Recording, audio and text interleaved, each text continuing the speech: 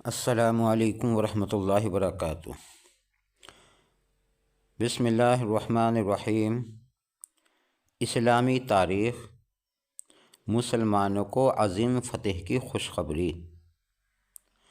جب حضور صلی اللہ علیہ وسلم اور مشرکین کے درمیان حدیبیہ کی صلح اور معاہدے پر دستخط ہو گئے تو آپ صلی اللہ علیہ وسلم نے صحابہ کرام رضی اللہ عنہ کو قربانی کرنے اور سر منڈوانے کا حکم دیا۔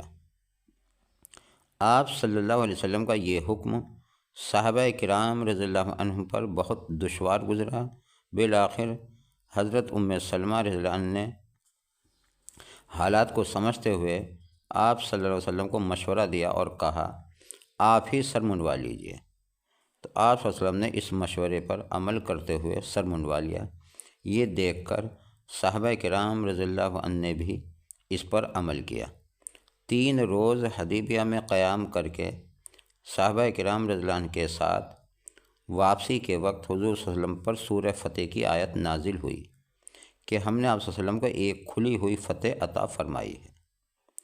حضرت عمر رضی اللہ عنہ جو اس معاہدے کے شرطوں کو اپنے لیے بے عزتی کا سبب سمجھ رہے تھے، ان آیتوں کے نازل ہونے کے بعد پوری طرح مطمئن ہو گئے۔ اس معاہدے کی وجہ سے کفار مکہ کا کاروبار کے لیے مدینے آتے جاتے تو وہ مسلمانوں کے اخلاق، نیکی، اخلاص اور مہمان نوازی سے بہت زیادہ متاثر ہوتے۔ اس حسن سلوک کی وجہ سے حضرت خالد بن ولید رضی اللہ عنہ اور عمرو بن عاص رضی اللہ عنہ کے ساتھ بے شمار لوگوں نے صلح حدیبیہ اور فتح مکہ کے دوران اسلام قبول کر لیا۔ الغرض اس معاہدے سے اسلام کے آگے بڑھنے میں زبردست کامیابی حاصل ہوئی۔ اللہ کی قدرت، زمین کا نشیب و فراز۔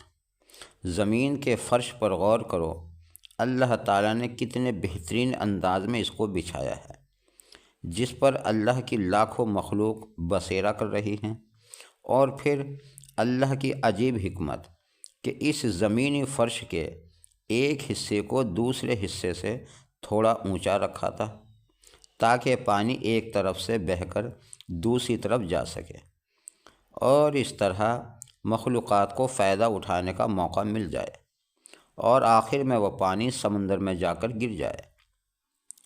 اگر زمین ایک طرف سے اونچی اور دوسری طرف سے نیچی نہ ہوتی تو پانی زمین پر جمع ہو کر اس کو سمندر بنا دیتا، چلنا پھرنا بھاری ہو جاتا اور کام کاج بھی ٹھپ ہو جاتے، جیسا کہ سیلاب کے زمانے میں ہوتا ہے۔ قرآن میں اللہ تعالیٰ فرماتا ہے وہی ہے جس نے زمین کو پھیلایا، اس میں پہاڑ اور دریا پیدا کیے۔ ایک فرض کے بارے میں، اذان جمعہ کے بعد دنیاوی کام چھوڑ دینا۔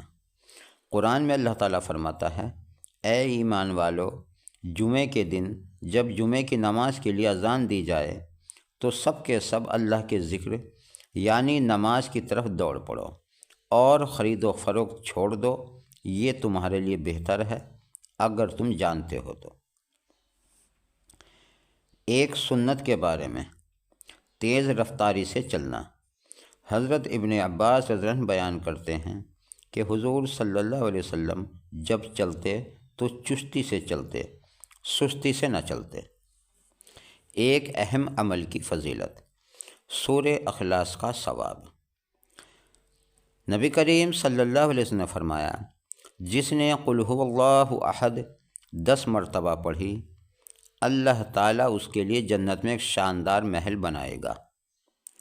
ایک گناہ کے بارے میں، ماتحتوں پر ظلم کرنا۔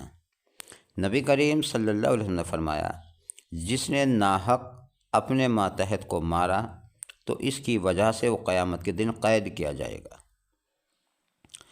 دنیا کے بارے میں، سب سے زیادہ خوف کی چیز۔ نبی کریم صلی اللہ علیہ وسلم نے فرمایا مجھے تم پر سب سے زیادہ خوف اس بات کا ہے کہ کہیں اللہ تعالیٰ تم پر زمین کی برکات کو ظاہر نہ کر دے۔ پوچھا گیا کہ زمین کی برکات سے کیا مراد ہے؟ آپ صلی اللہ علیہ وسلم نے فرمایا دنیا کی رنگینی، اس کی خوبصورتی اور زیب و زینت۔ آخرت کے بارے میں، اللہ اور رسول کی اطاعت کا بدلہ۔